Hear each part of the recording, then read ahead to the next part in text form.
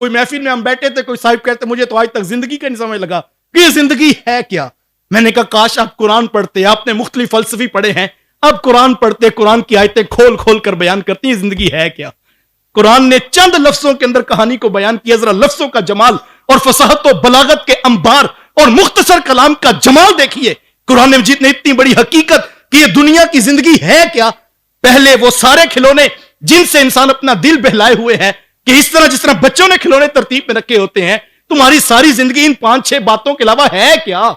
لیکن تمہیں سمجھ نہیں آتی, آؤ تمہیں سمجھاتے ہیں تمہاری زندگی ہے کیا. اللہ اکبر.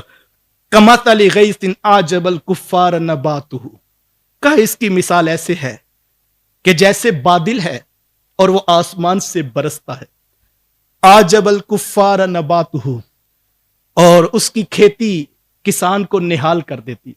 جیسے ابر کرم برستا ہے آسمان سے تو سرسبز و شاداب کھیتی لہلہانے لگتی ہے, اور وہ منظر دیکھ کر کسان جو ہے نہال ہو جاتا ہے, خوش ہو جاتا ہے, اور جو ہے وہ اس میں ایک لذت محسوس کرتا ہے. دیکھو سارا باغ سرسبز و شاداب ہے, شاخوں پہ پھل لٹک رہے ہیں, فصل کے اوپر جو ہے وہ اناج کھڑا ہے.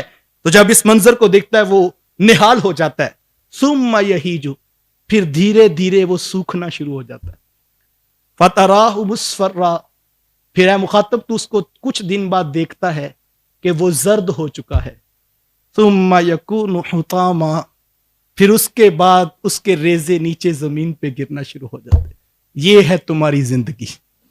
جو کل تلک نظر کے لیے نظارہ پیش کر رہا تھا, جو کسان کا سب کچھ تھا, سوکھ کر ریزہ ریزہ ہو گیا, اس کی کوئی اوقات نہ رہی.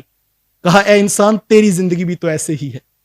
جب تو پیدا ہوا لڑک پن سے جوانی, اور پھر تو شباب میں آیا, تیرے چہرے کی چمک دمک سے کتنوں کے دل ہلتے تھے, اور پھر تیری نرگسی آنکھیں کتنوں کو شرما دیتی تھی, اور تو اپنے اندر نازا ہوتا تھا, میرا لہجہ دیکھو, میری طاقت دیکھو, میرا قد رانہ دیکھو. کہا بڑے دن تو نے گزارے, تیرے انگ انگ سے زندگی ٹپکتی تھی, اور تیری ایک ایک ادا پہ کتنے لوگ مچلتے تھے, لیکن کتنے دن. پھر وہی جس طرح سرسبز و شاداب کھیتیاں سوکھنے لگیں, پھر تیرے اوپر آہستہ آہستہ بڑھاپا چھانے لگا. پہلے سفید بال آئے, وہاں زرد رنگ ہوا تھا, یہاں سفید ہونے لگا. پھر اعضاء کمزور ہونے لگے, پھر تو بستر پہ لگ گیا.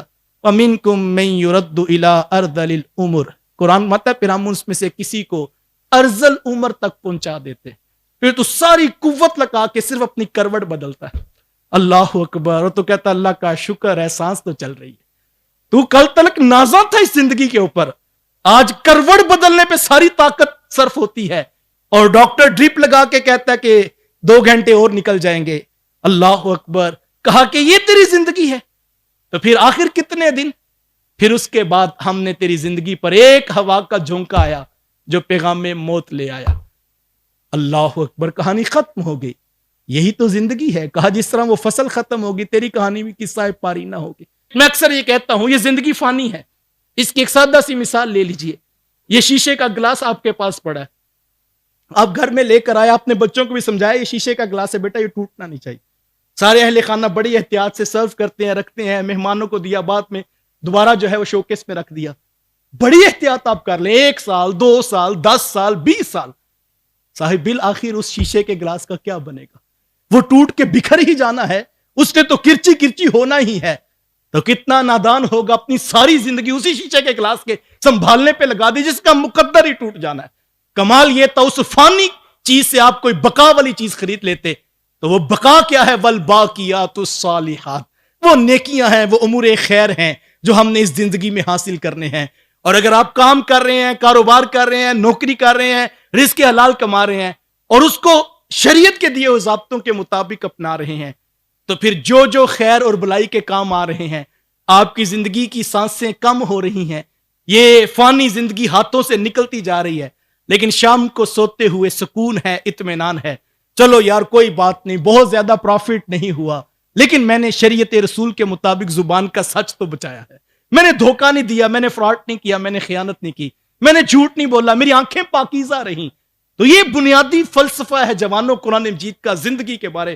اس کو جس نے سمجھ لیا وہ کامیاب ہو گیا, اور جو یہ ساری زندگی نہیں سمجھ بیٹھا وہ ناکام ہوگا, اور وہ کل ڈاڈا پچھتائے گا